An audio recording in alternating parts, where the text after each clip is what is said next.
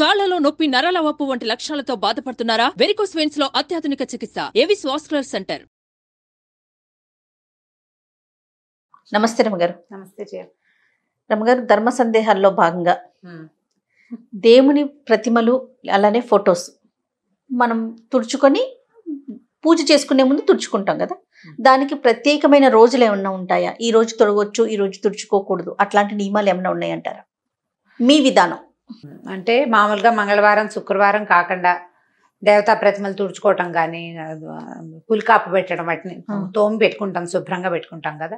నెలకు ఒక్కసారి చేసుకుంటే బాగుంటుంది ఎప్పుడైనా. కానీ మంగళ శుక్రవారాలు కాకుండా, అమావాస్య కాకుండా చేసుకుంటే బాగుంటుంది. మామూలుగా మనం చేసుకునేది మామూలుగా ఫోటోలు అవి తుడటం అంటే ఏం చేస్తాము, మొత్తం మందిరంలో ఉన్నవన్నీ తీసి బయట పెట్టి తుడిచి మందిరం ఒకసారి శుభ్రంగా తుడిచేసుకుని వీటిని కూడా తడిబట్టి పెట్టి తుడిచి మళ్ళీ బొట్టుగా పసుపు పెట్టి గంధం పసుపు బొట్టు పెడతాం, బొట్టు పెట్టి మళ్ళీ స్థాపిస్తాం, మళ్ళీ వెనక్కి పెట్టుకుంటాం. అవును కదా, ఒక గంటన్నర పడుతుంది కదా ఈ పని అంతా.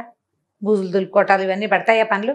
నెలలో ఒక రోజు, నెలకు ఒక్కనాడు చేస్తే కొంచెం శుభ్రంగా కళకళలాడుతుంటే దుమ్ము పట్టిపోకుండా హారతి పొగలు, తర్వాత ఏమో ఈ అగరబత్తుల పొగలు అవి పట్టేసి బంకగా జిగురుగా అవుతుంది.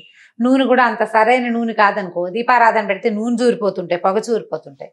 ప్రతి నెల వంటిలు బాగు చేసుకున్నట్టు, హాల్ బాగు చేసుకున్నట్టు అట్లా ప్లాన్డ్గా చేస్తాను చూడు, అట్లా దేవతార్చనని కూడా బాగు చేసుకుంటే బాగుంటుంది. మామూలుగా ప్రతిమలు అవి ఉన్నాయనుకో, కొంతమంది దగ్గర ప్రతిమలు వాళ్ళకి మనం చెప్పక్కర్లేదు. ప్రతిమలు ఉన్న ఇంట్లో ప్రతిమలు పెట్టుకునే అలవాటు ఉన్న వాళ్ళకి చక్కగా పులికాపు పెట్టడం, దాన్ని తిరుమంజనం అంటారు. తిరువంజన సేవ, తిరువంజనం చేయటం అంటే నేను తిరుమంజనం శుభ్రంగా తోమటం అనమాట. చింతపండు, కాస్త ఉప్పు లేదా పాత చింతకాయ పచ్చడి అవి వేసి, మా ఇంట్లో మా వాళ్ళు అయితే గడ్డి కాల్చి ఆ బూడిదవుతుంది కదా, దాంతో చింతపండు నీళ్లు అది కలిపి పులికాపు పెట్టేవాళ్ళు. పులికాపు పెట్టడానికి ఒక పద్ధతి.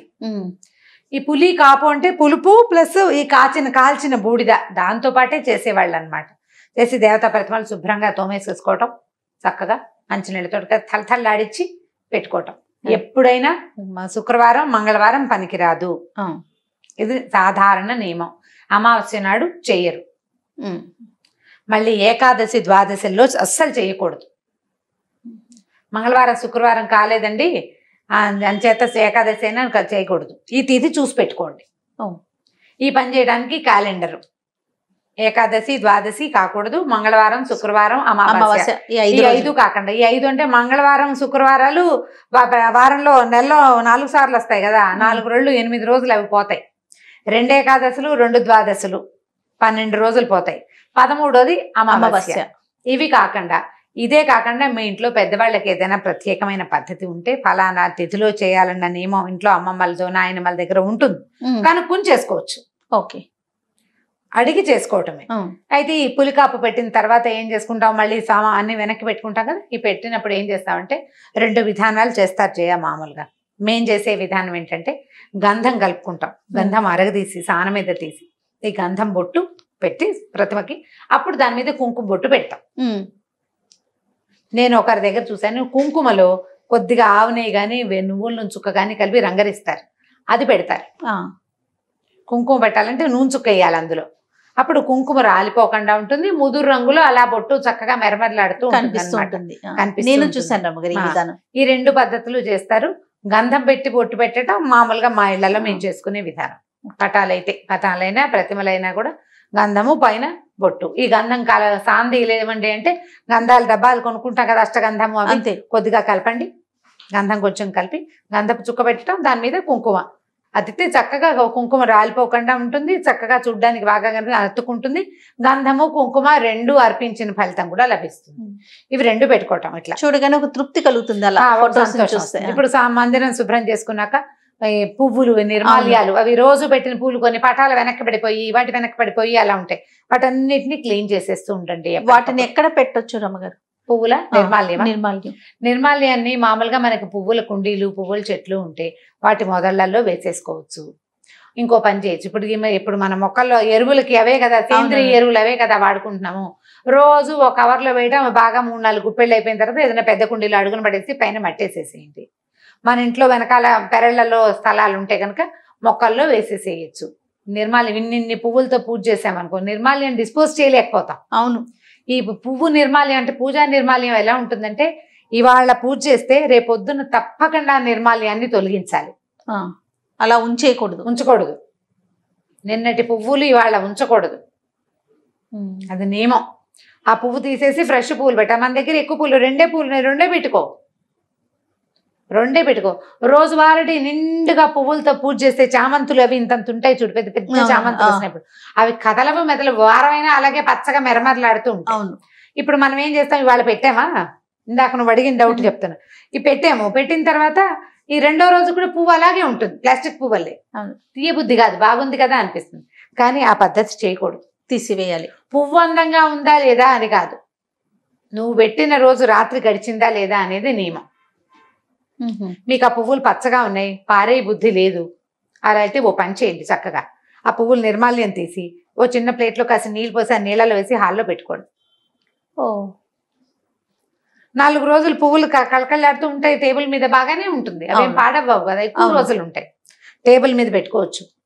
నేను కింద పెడితే తొక్కుతాం, టేబుల్ మీద పెట్టుకోవడానికి దేవుడి నిర్మాల్యాన్ని అలా పెట్టచ్చు,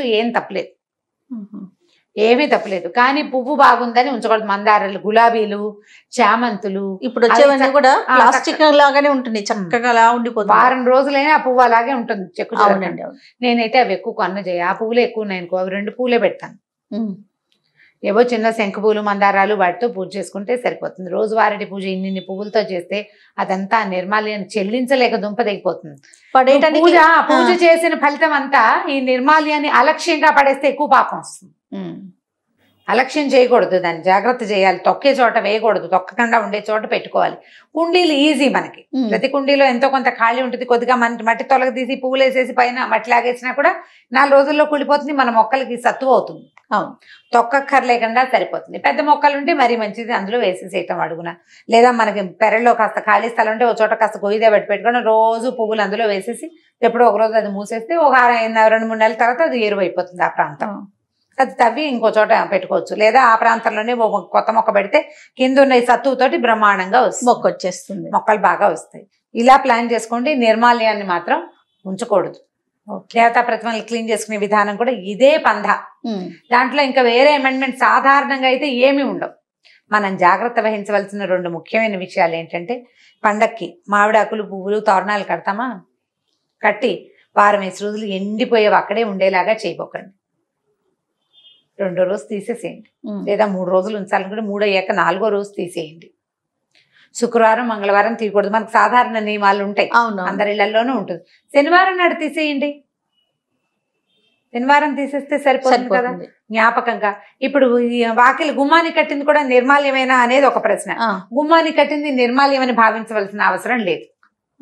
కానీ ఈ రోజుల్లో వాటిని కూడా పారేయక్కర్లా. మన మామిడి మండలు అవి ఉంచుకుంటే ఈ పువ్వులు ఎక్కడైతే పడేసుకుంటామో కుండీలు వేసుకుంటాం, మామిడి ఆకులను కూడా నలిపేసి అందులో పడేసేయండి. కిందది తొందరగా ఎరువు అవ్వడానికి పైన ఉన్న ఎండుటాకులు యూజ్ అవుతాయి. బంతి పూలు అవి పడేస్తే లాస్ట్ ఇయర్ మాకు 3 బంతి మొక్కలు వచ్చినాయి.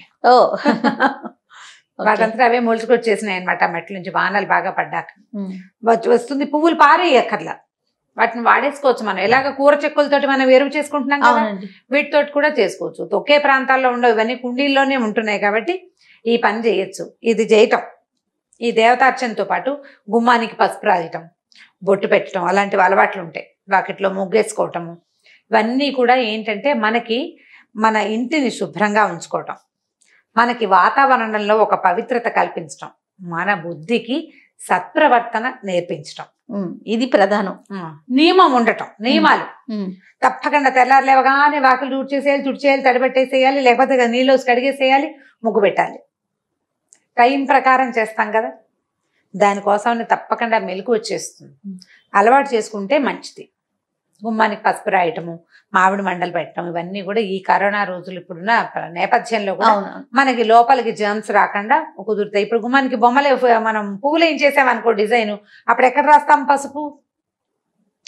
అప్పుడు పసుపు రాయలేకపోతాం. అవకాశం ఉన్న వాళ్ళు రాసుకోండి, కాస్త పసుపు రాయటము అలా చేయొచ్చు. మాకు కొంతమంది ఇదివరకు ఇప్పుడు మా ఇంటి ఎదురుకుండా ఒక రాజస్థాన్ గాదని ఉంటారు, అనంతపురం వాళ్ళు ఉండేవాళ్ళు. ఆవిడ ప్రతిరోజు గుమ్మానికి పసుపు రాసి పెట్టి గుమ్మం వాకిట్లో పెద్ద ముగ్గేసి, ఇంత ముగ్గు చిన్నది, పసుపు కుంకాలతో వేసి గుమ్మానికే పూజ చేసుకునేది ఆవిడ. గడప గౌరి రోజు పూజ చేసేది ఆవిడ గుమ్మానికి, వాకిలి గుమ్మానికి. ఎంత శ్రద్ధగా వేసేవారో. గడప మీద కాలేయకుండా పసుపు కుంకుమ వేసి. మనం ఊళ్ళల్లో అలవాట్లు మనకు అలవాటు ఉంటే చేసుకోవడం, ఎలాంటి అలవాటు ఉంటే అట్లా. ప్రధానంగా దీనికి ఏం చేయాలి, మనం పెద్దవాళ్ళని ఫాలో అవ్వాలి. వాళ్ళని ఫాలో అయ్యి ఇవన్నీ కూడా మనకి ఆరోగ్యానికి, మన అలవాట్లకి, మన పద్ధతులకి కొంత మంచిని చేకూర్చేవి. అయితే వీళ్ళని చూసి వాళ్ళని చూసి కాకుండా మనం కంటిన్యూ చేయగలుగుతాము. మీరు అన్నట్లుగా భక్తి, శ్రద్ధ, ప్రధానంగా శ్రద్ధ మనం చేయగలుగుతాము అనుకున్నప్పుడు చేసేయడం మంచిది. వాళ్ళు ఎవరో చేశారని చేసుకోవద్దు, మన ఇంట్లో ఏముందో అది చేయండి. పోనీ వాళ్ళు చేశారని మీకు నచ్చింది అనుకోండి, రోజు చేసేందుకు నేర్చుకోండి. అది చేయొచ్చు, అలవాటు చేసేసుకుంటే బాగుంటుంది. కంటిన్యూ చేయాలి. రైట్ రమ్మగారు, థ్యాంక్ యూ అండి. నమస్తే. నమస్తే జయ. ఈ వీడియో కనుక మీకు నచ్చినట్లయితే లైక్ చేయండి, షేర్ చేయండి. మరిన్ని ఇంట్రెస్టింగ్ వీడియోస్ కోసం మా ఛానల్ని సబ్స్క్రైబ్ చేసుకోండి. సుమన్ టీవీలో మీ పర్సనల్ అండ్ బిజినెస్ ప్రమోషన్స్ కోసం కింది నెంబర్కి కాంటాక్ట్ చేయండి.